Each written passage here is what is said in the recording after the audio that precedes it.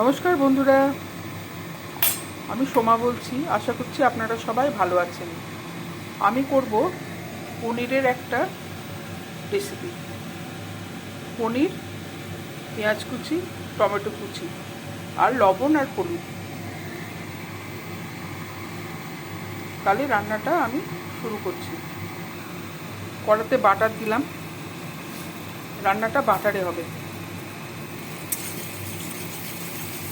বাটারে প্রথমে আমি পেঁয়াজ কুচিগুলো দেব।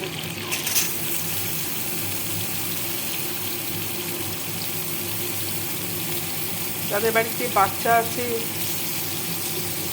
বয়স্ক মানুষ আছে, লঙ্কা টঙ্কা খান না, তাদের জন্য এই রেসিপিটা অতি উত্তম। কম মশলা, কোনো মশলাই লাগে না, মশলা ছাড়া পনিরের তরকারি। আর রান্নাটা খুব টেস্টি হয়। আপনারা করবেন এই রান্নাটা।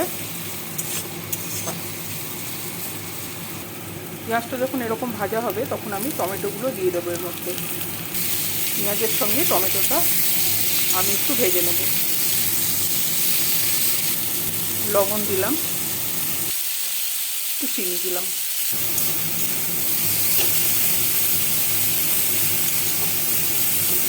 এই রান্নাটায় হলুদ পড়বে না।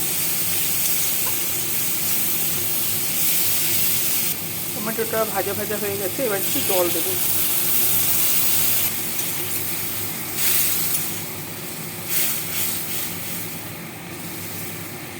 পনিরগুলো দিয়ে দিচ্ছি।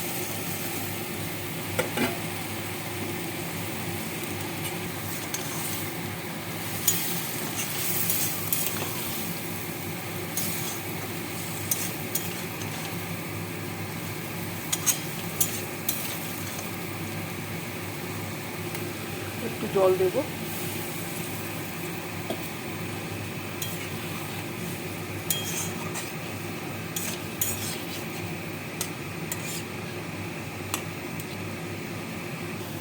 আমার তৈরি হয়ে গেল পনিরের তরকারি।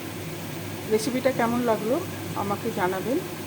ভালো লাগলে আমার সাথে থাকার জন্য আমি আপনাদেরকে অনুরোধ জানাচ্ছি। নমস্কার।